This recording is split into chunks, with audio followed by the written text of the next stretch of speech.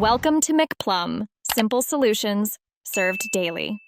Park your Chevrolet Spark on level ground, set the parking brake, and put the gear in park.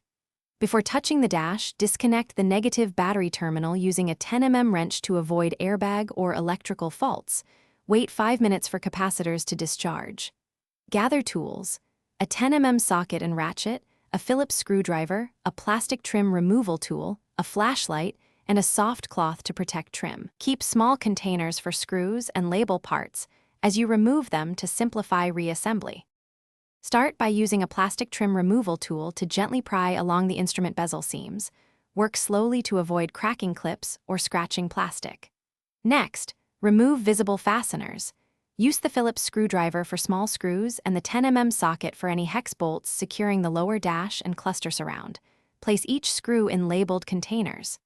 Carefully pull the radio bezel and lower trim outward, releasing retaining clips. Then unclip or unplug any electrical connectors so the bezel and panel are free, and the instrument cluster mounting screws become accessible.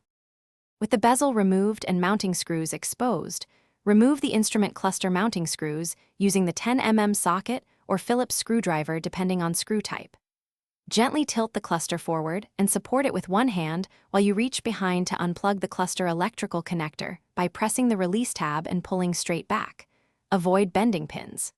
To reinstall, seat the cluster evenly, tighten mounting screws to finger snug plus quarter turn. Reattach bezel and trim clips, reconnect the negative battery last, and verify gauges, lights, and HVAC controls function correctly.